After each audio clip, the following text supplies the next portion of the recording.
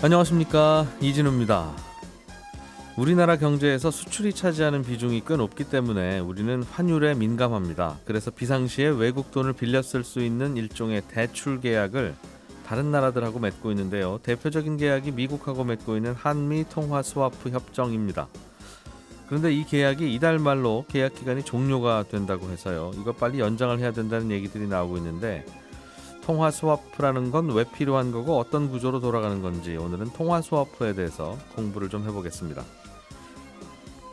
최근에 동부 유럽과 중부 유럽 국가들의 환율이 심상치 않습니다. 특히 터키의 환율이 꽤 많이 불안한데, 보통은 환율이 오르면 금리를 올려서 대응을 하기 마련인데 터키는 요즘 오히려 금리를 계속 내리고 있습니다. 터키의 경제 상황이 지금 어떤지도 잠깐 들여다보겠습니다. 얼마 전에 있었던 신혼희망타운 청약에서 무더기 미달 사태가 발생했습니다. 신혼희망타운에 당첨이 되면 수익 공유형 모기지에 의무적으로 가입을 해야 된다는 조항 때문에 그렇다는데, 이 수익 공유형 모기지가 뭐길래 그런 얘기들이 나오는 건지도 한번 들어보겠습니다. 12월 9일 목요일 손에 잡히는 경제, 광고 잠깐 듣고 시작합니다. 네, 오늘도 손에 잡히는 경제 박세훈 작가, 그리고 김치영 경제뉴스 큐레이터, 그리고 어제 휴가 가서 놀다 온 김현우 행복자산관리연구소장 세 분과 함께 경제 뉴스를 또 재밌게 정리해 보겠습니다. 어서 오십시오. 네, 안녕하세요. 예, 김치영 큐레이터가 네. 준비해온 소식, 통화 스와프 얘긴데, 네.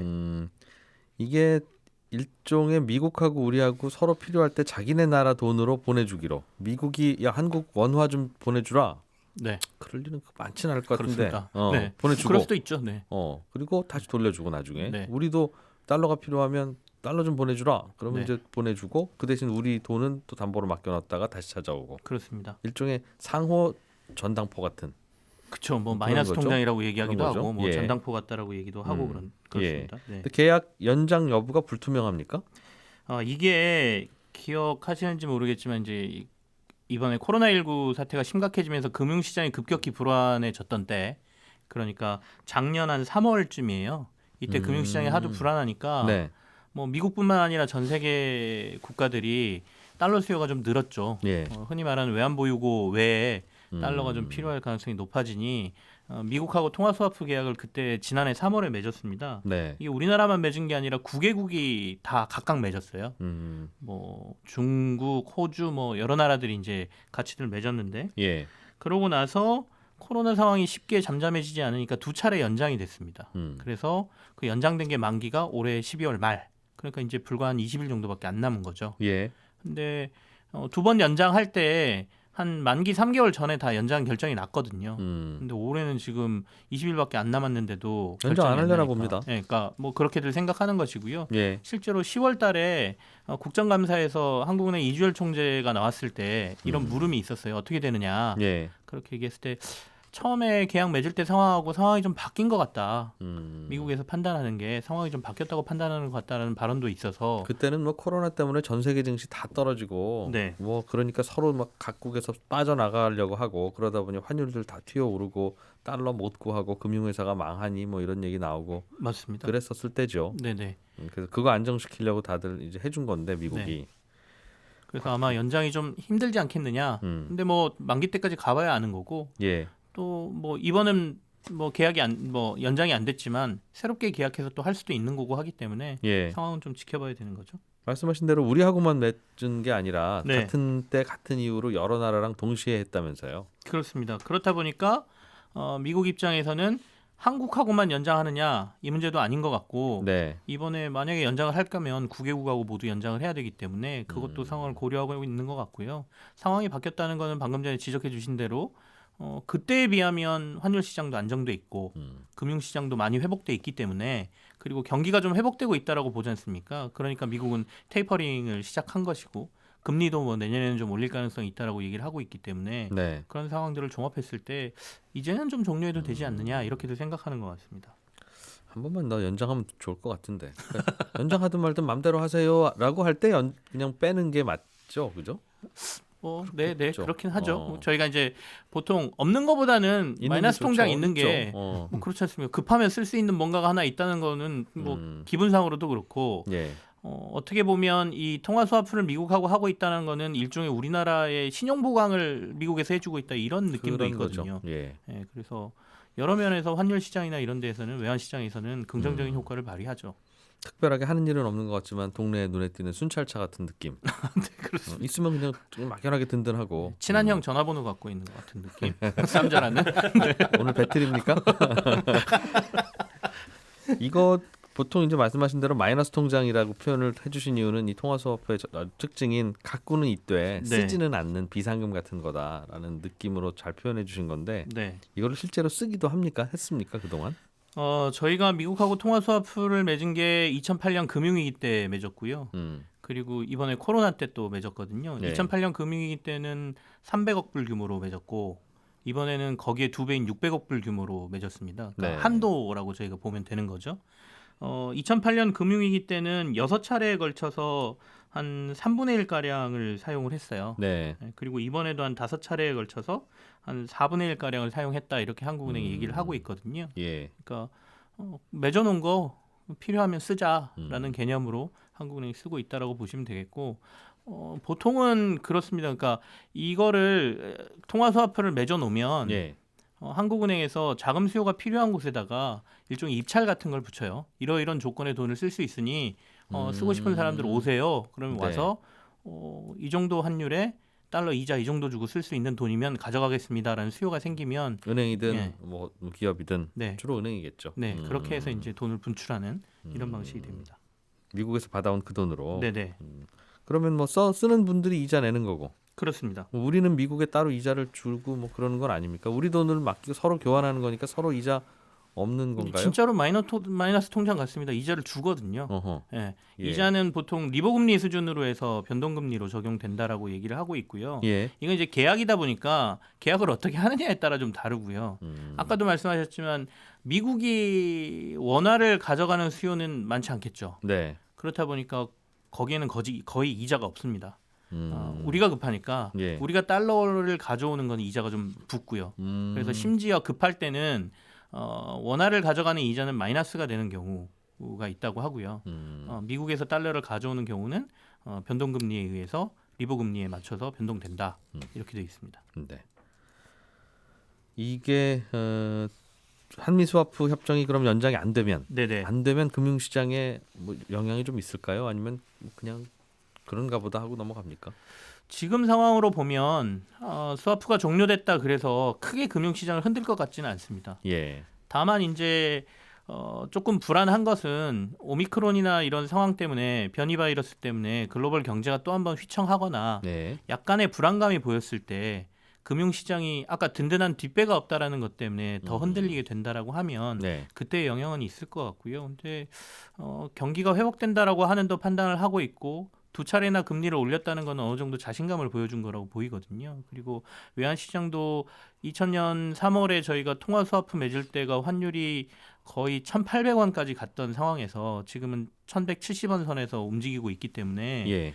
환율 상황도 그렇게 나쁜 상황은 아니어서 당장 중단된다 그래서 금융시장을 크게 불안하게 할 것 같지는 않다 이렇게 말씀을 드립니다. 네.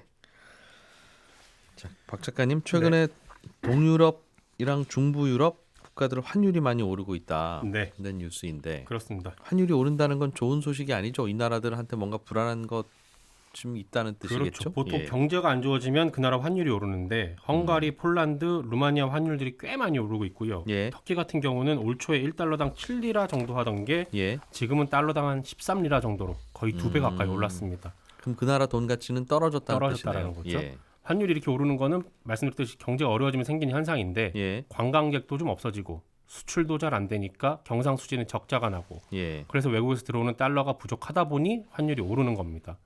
이런 일이 벌어지면 해외에서 달러를 빌려오거나 은행들이 조금 전에 우리가 예. 얘기했던 스와프 협정으로 빌려오거나 갖고 오거나 외국인 투자를 받아서 부족한 달러를 메우게 되는데 외국인 투자자들이 여기 불안해서 안 되겠다라고 빠져나가기 시작하거나 들어오기는커녕 빠져나가기 시작하면 그렇습니다. 외국에서도 달러 좀 빌려주세요 했는데 너네 불안해서 안 되겠는데 그러겠죠. 라고 해서 안 빌려주면 그렇게 환율이 오르는 구조입니다.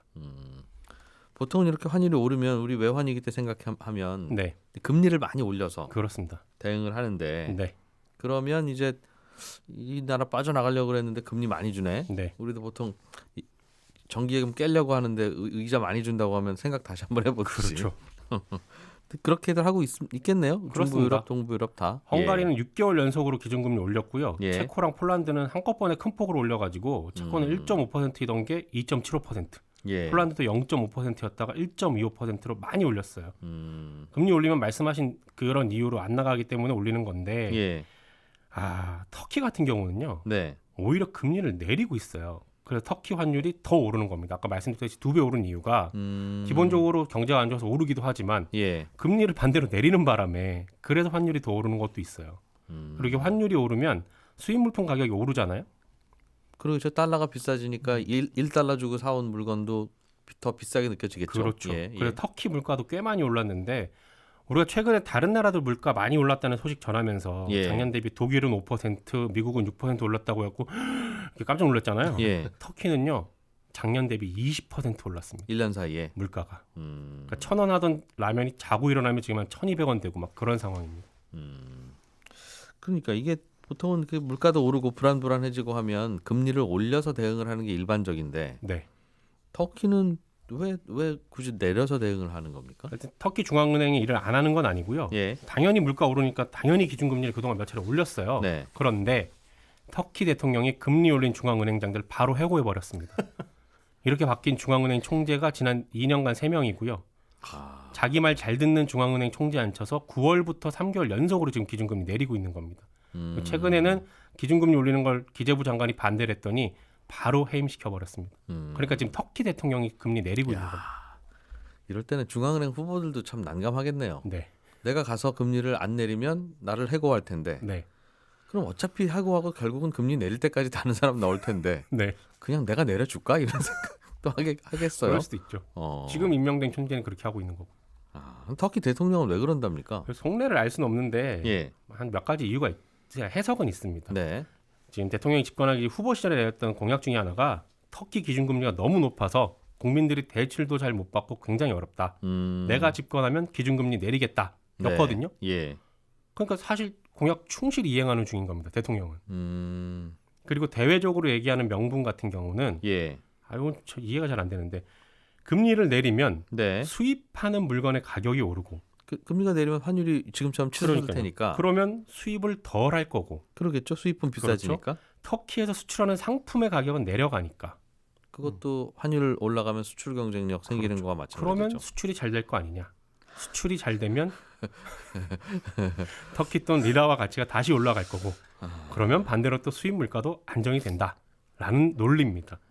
근데 현실은 지금 그렇게 안 돌아가고 있죠. 아무튼 최근에 터키 경제는 이렇게 돌아가고 있습니다. 얼핏 들은 말도 되는데 네. 들리는 거는 그죠? 근데 이게 된다면 다른 나라들도 다 이렇게 했겠죠.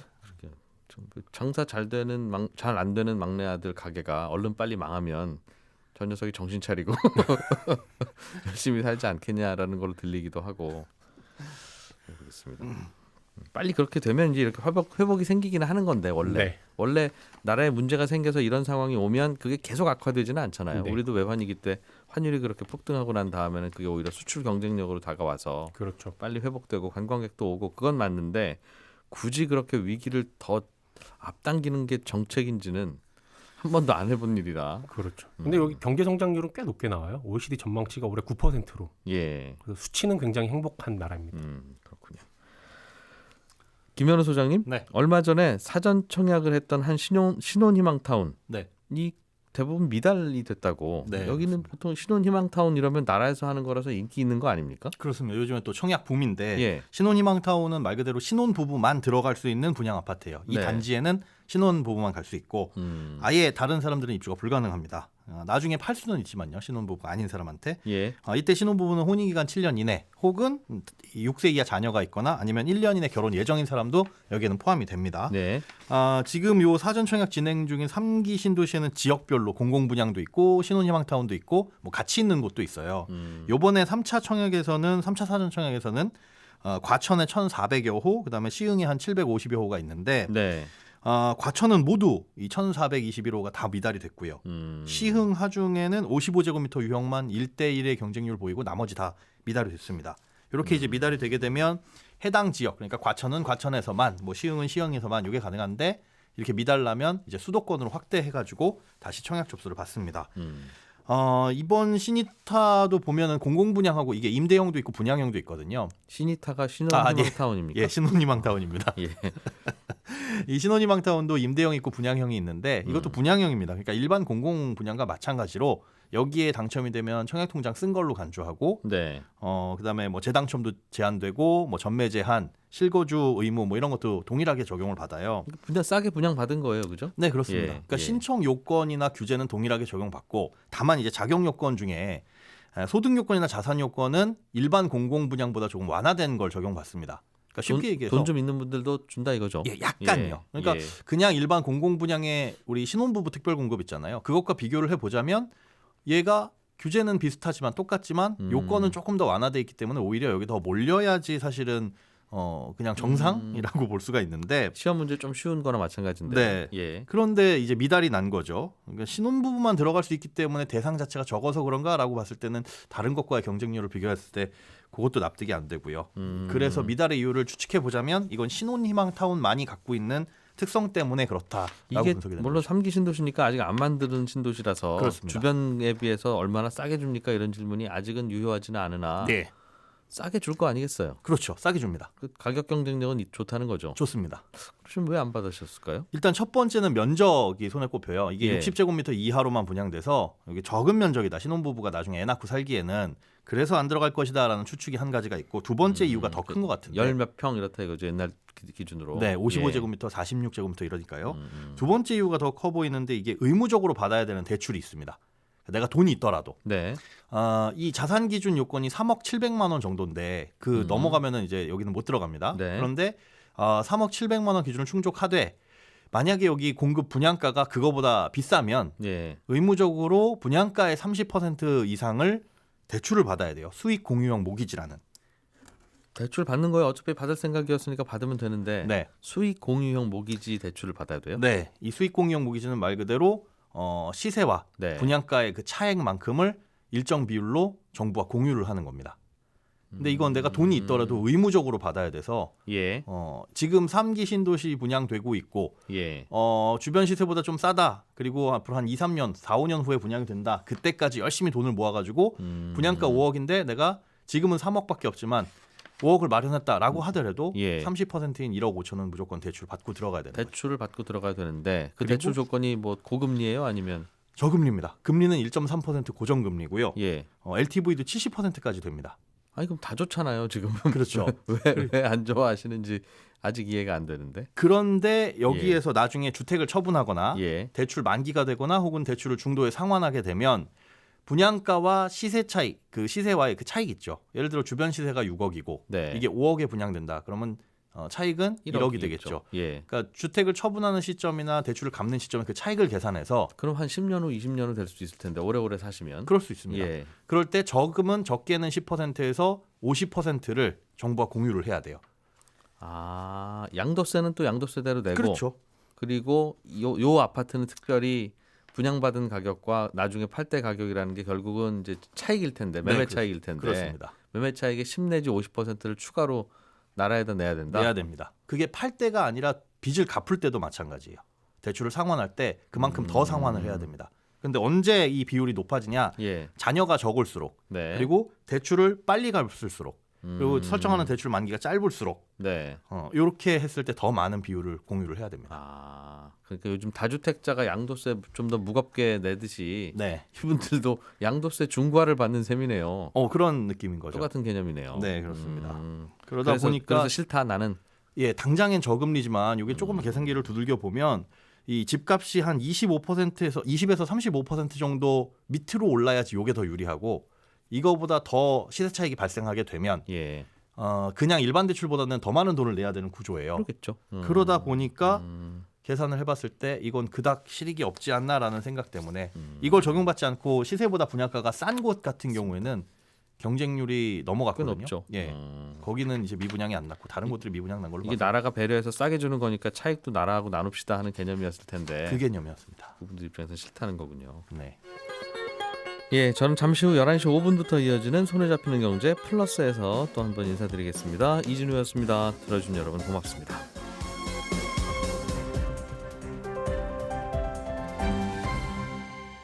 경제를 생각하는 사람들의 즐거운 습관. 이진우의 손에 잡히는 경제.